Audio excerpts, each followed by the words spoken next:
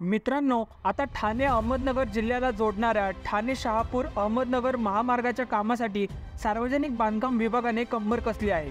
आम्ही आपणास सांगू इच्छितो की हा महामार्ग तयार झाल्यानंतर आता मुंबई ठाण्याहून अहमदनगरकडे प्रवास करणाऱ्या प्रवाशांना मुंबई नाशिक आग्रा महामार्गावरील शहापूर येथून धसई, शेनवे, डोळखाम ते अकोले मार्गे थेट अहमदनगर जिल्ह्यात जाता येणार आहे। यामुळे प्रवाशांचा जवळपास 60 किलोमीटरचा वळसा वाचणार आहे।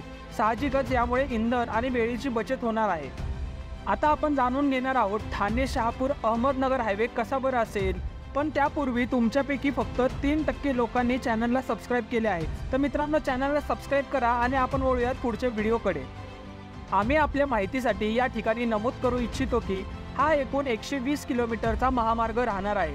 हा रस्ता भातसा नदी, धसई, शेनवा, डोळखाम, आजाचा डोंगर, भंडारदरा, राजूर, अकोले, संगमनेर या दरम्यान तयार केला जाणार आहे।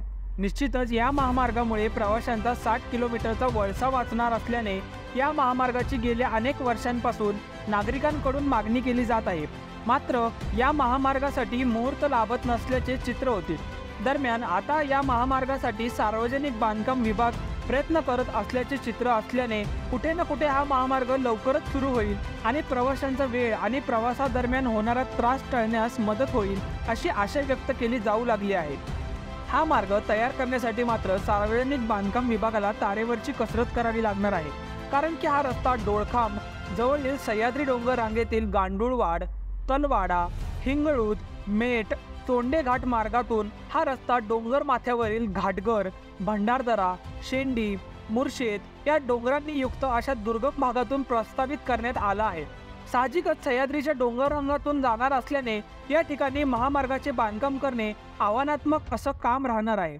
दरम्यान शहापूर ते चोंडे हा सुमारे 40 किमीचा दुपदरी रस्ता गेल्या अनेक वर्षापासून सुरू आहे। अशा परिस्थितीत या रस्त्याला जोड देऊन लेन वाढवली जाऊ शकते असं बांधकाम विभागाच्या एका अधिकाऱ्याने सांगितले आहे। जसं की आपणास ठाऊकच आहे की सह्याद्री डोंगर रांगेतील शेंडी ते घाटघर हा घाट माथ्याचा एक भाग आहे। आता या नवीन महामार्गामुळे चोंडे खुर्द ते घाटघर हे घाट मार्गातील 4 किमीचे अंतर प्रवाशांना 25 मिनिटात कापणे शक्य होणार असल्याचे सांगितले जात आहे। हा मार्ग तयार करताना रस्ते मार्गात जे वन विभागाच्या अखत्यारीत 6 किमीचा भाग आहे त्या ठिकाणी देखील मोठं आव्हान बांधकाम करताना स्वीकारावं लागणार आहे। खरं पाहता हा महामार्ग व्हावा तो आपल्या पूर्वजांची इच्छा होती असं जरी म्हणलं तरी वावगं ठरणार नाही। कारण की या मार्गासाठी मागील 20 वर्षांपासून शहापूर अकोले विभागाचे आमदार तसेच नागरिकांकडून मागणी केली जात होती।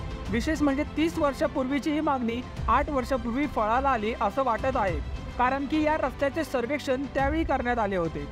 मात्र सर्वेक्षणानंतर या मार्गाच्या कामाला ब्रेक लागला। दरम्यान आता नव्याने या रस्त्याचा प्रकल्प अहवाल तयार करण्याची प्रक्रिया सार्वजनिक बांधकाम विभागाने सुरू केली असल्याचे सांगितले जात आहे। सुमारे 1,75 लाखांचा निधी या कामासाठी प्रस्तावित देखील करण्यात आला आहे। यामुळे निश्चितच 30 वर्षापूर्वीची मागणी आता पूर्णत्वास येईल असा आशावाद व्यक्त होत आहे।